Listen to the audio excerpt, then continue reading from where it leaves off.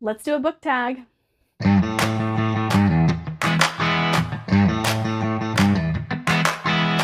Hi guys, my name is Trinity. Welcome back to Portable Magic. Welcome if you're new here. I will be doing the Booktuber Name Tag. Stacy from the Chapter Conundrum is the one who tagged me in this. If I got her channel wrong, I'm sorry. I have been following Stacy's reviews for quite some time. If you don't know, she has been a part of the Bookish Drummer Discord because her and Jake are married, and that's how I started seeing her reviews and everything like that, and realized we have very similar taste. If you don't follow her, I highly recommend that you do. She is so great and so sweet. Let's get into it. The first prompt is books I'm not reading. And this is basically books that have been on your TBR for so long, and for some reason you haven't picked them up. I'm staring at one right in front of me. I'll grab it. Hang on. I'm a little embarrassed by this fact because I've had this book for so long. And I even said I was going to read these books this year or last year. I think it was last year because I didn't like The Bloodsworn. And so I was going to need a John Gwynne fix. I still haven't started this series, guys. I still have not done it. It was supposed to be in the vlog where I read what my family chose for me. This was my son's pick, and I never did that vlog. And every time this has hit a TBR of mine, I'm like, maybe now's not the time. However, I have had some stress in my life, and it's pushed me away from grimdark. It pushed me kind of into the fantasy romance. And not that I consider The Faithful and the Fallen grimdark, but they are very like battle heavy, and they are dark in places, and my brain just didn't want to go there. And so I'm looking forward to this. I also have a Crown for Cold Silver. I don't want to dig it out because it's at the bottom of a stack of books on my TBR cart. That one I have been so intrigued to read because everything I've heard about it, I'm just, I think it would be completely up my alley. Very grimdark, very political. Everything I've heard about it, like I said, so up my alley. I'm also looking at Godblind. Oh my gosh, how many TBRs of mine has that freaking book been on? I don't know what's holding me back from reading Godblind, to be perfectly honest with you. I've wanted to. I've been just like seriously looking at it going, why am I not reading you right now? Like I've done that multiple times. But for some reason, I'm not picking it up, and I can't tell you why. I really can't. Number 2 is Novel Idea, a book with an interesting premise or plot device. Now, there's a couple I can think of that I have read. I don't know of anything on my TBR that I'm looking forward to picking up because of interesting plot devices, but The Kiss of Deception, which is a YA romance, has one of the coolest plot devices I've ever seen, and it is a typical YA romance in the fact that we have a princess who's running away from an arranged marriage. She doesn't want to be a part of this life that her parents have created for her, so she runs away. She just decides that's not the life she wants. And when she runs, the prince that she was supposed to marry and an assassin chase her. Now, you as the reader don't know which POV is the prince and which POV is the assassin. Neither does our main character. She has no idea who these people are. So you are left trying to figure out which POV belongs to which guy. And I do want to say that, like, I loved the way it played out, how you don't know who is who. And I love the rest of the series. I know that a lot of people will read the first book and then not move on. I highly recommend that you do. I know that the first book is the one that has that cool plot device, and the rest of the series reads like a political YA fantasy. But it's so good. Like, the whole series is so good. And then the other one that I have to talk about is over here, Escaping Exodus. We have a group of people who have escaped Earth and have begun living inside of a space beast. I loved the first book in this duology. I thought it was so interesting reading about all of this stuff. I'm sorry if you can hear my husband sneezing. He is so loud.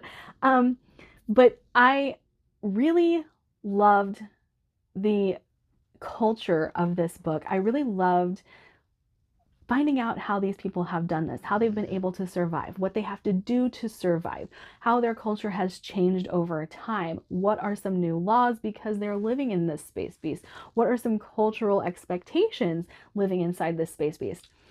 I loved the first book. I really enjoyed the second book, but I didn't feel like it was necessary. So I gave it a 4 star instead of a 5, but it was still really, really good. Okay, the next question is Revenant Reads. Talk about a book where someone has returned from the dead. Okay, this is a little difficult for me because I don't know what to pick. I mean, I read stories about vampires all the time. Do we consider them undead still, or are they a new fantasy race? I mean, we have Empire of the Vampire sitting right there, both books. Like, I don't know. Elantris, I really liked Elantris. I know there's a lot of people who don't like Elantris, but that has a really good undead trope in it.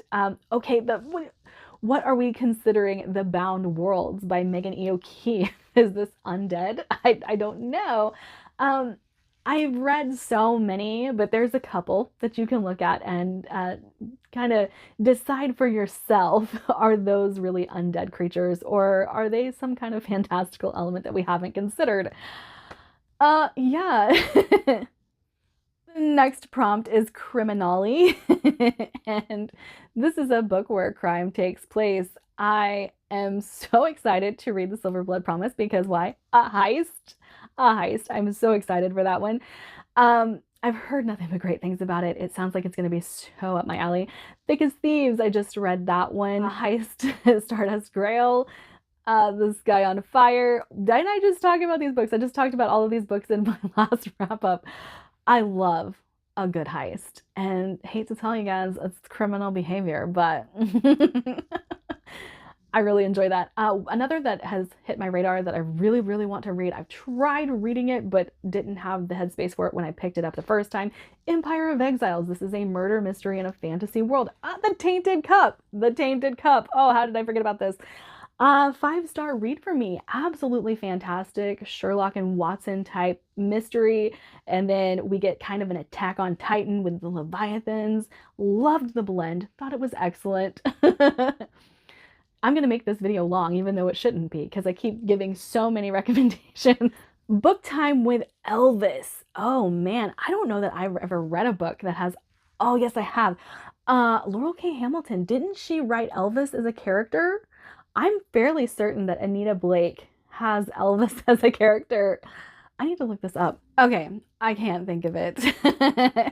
It's either Laurel K. Hamilton or Kim Harrison. One of them brought in Elvis as a vampire, I think. If I remember correctly, I might be way off. I just remember somebody doing this, and those are the two people I can think that have vampires in them that I would have read at that time.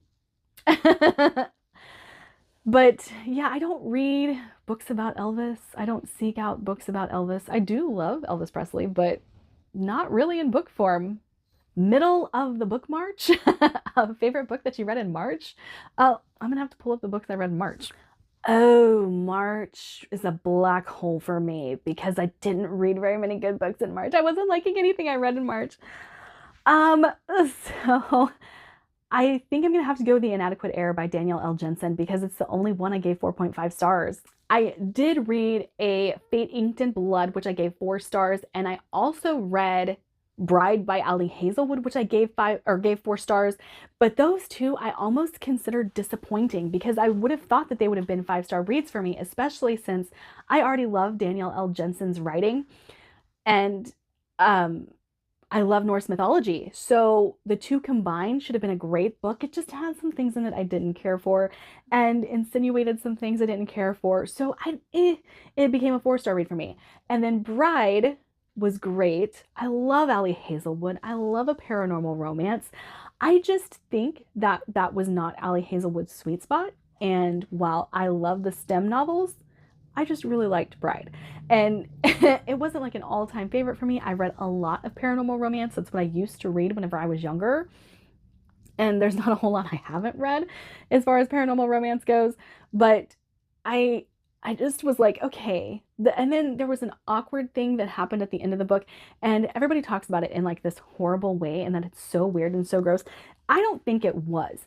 I think it was, she's never written that before, so it came off awkward.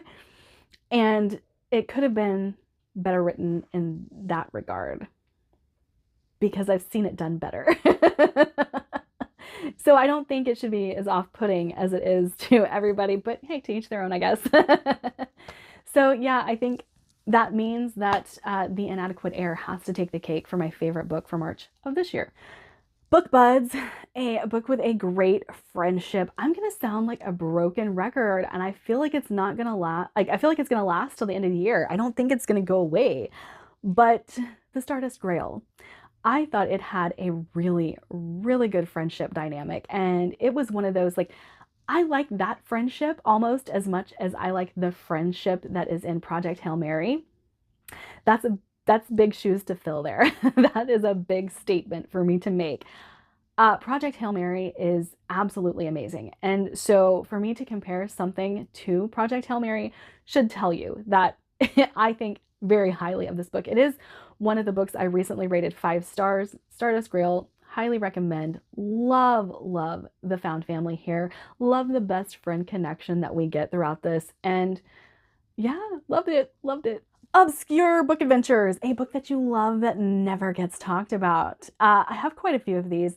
As you guys know, I don't seek out the popular books because I tend not to like them or tend not to like them as much as everybody else. So there's quite a few I could put on here. I really love Burial Rites by Hannah Kent. This is one that I can't recommend to people because it's so dark. So I don't really talk about it, but it is one of my absolute favorites. Hood by Stephen R. Lawhead. It is a Robin Hood retelling that I absolutely love that not a lot of people talk about. No Fat Gloss by Essa Hansen. The Graven series is an absolute favorite of mine that I never hear anybody talk about. And I think it is a shame that Essa has been so slept on because one, she didn't get audiobooks for the second and third books of this series. And that is just, I can't believe that's happened. I love these books so much, and the characters in them are so great. They're intricate, but they're not too science heavy, I would say. But there is a lot of detail to keep up with on how the world works. It's very sci fantasy, and so good. So, so good. Definitely does not get talked about enough. And as a whole, I would say R.J. Barker does not get talked about enough. I am loving, loving this surge of Anthony Ryan fans. People who are finding Anthony Ryan, reading him for the first time, and getting to have the experiences that I've had over the last 10 years. I love that, he's finding his audience finally, and that people are picking up his books because I feel like RJ Barker is going to be another one of those. Once people start picking up his books, it's just going to take off. And so, like, the two of my favorite authors there, Anthony Ryan and RJ Barker, I don't think you can get better writing than you can from these two guys. Characters, they do a great job with character, but they do character and plot in equal measure, and it makes the book so entertaining and so deep. And yes, RJ Barker. Next is Savage Reads, people acting beastly, or books about a beast. Come on now, I read grimdark. They all act beastly. There are quite a few I could put here. I've read some dark romances, Leather and Lark, Butcher and Blackbird. There are some just beastly, beastly people that I've read. Just take your pick of all of the grimdark I've read. And that could be my answer. That feels like a cop-out, though. People acting beastly. First Law, Joe Abercrombie. Definitely some beastly characters in that.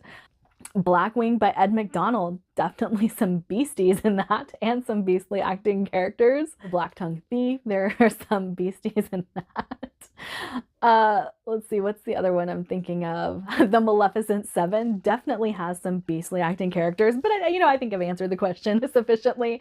Yeah, I read a lot of grimdark, so this is a quality that I actually seek out, people acting like horrible people. Oh, that probably says something about me personally, doesn't it? That's okay. It's okay. Okay, and the next prompt is kind of, where does your channel name come from? Let's pick a book to go with it. And I accuse Stacy of wrangling Jake into this because there is no way he does not know that my channel name comes from a Stephen King quote. Books are a uniquely portable magic. But Stephen King, yeah, I have a pillow that says it. It's not in the greatest shape, but it's where my channel name comes from. It is a Stephen King quote. We all know, I'm a fan of the man. I'm a fan of what he's been able to do for the horror genre. I am a fan of his movies, but I do not like his books at all. They are not for me, and that's okay. That's okay. I like the stories. His writing style is just something I cannot stand. So, what book reminds me of Stephen King? What book do I relate to in my enjoyment and love of Stephen King? On Writing by Stephen King himself. This is the book where I've had some of the best writing inspiration. This is some of like the best advice I've heard. It is one where he's not telling you what to do. He's not telling you what not to do. He's just telling you his experience on writing and the things that have helped him overcome hurdles in the past. And I love this book. I love this book.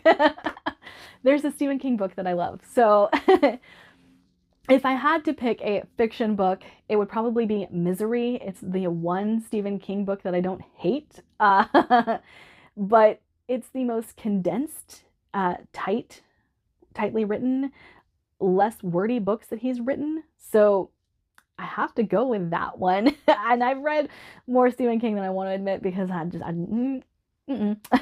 not for me. However, I'm a big fan of the man. I am a big fan of what he's been able to do for the publishing world, for the horror world, and yeah. Okay, this wants me to tag some people. So I'm going to tag Usman, Nala, and Alyssa, and I will leave their channels down below. Bye!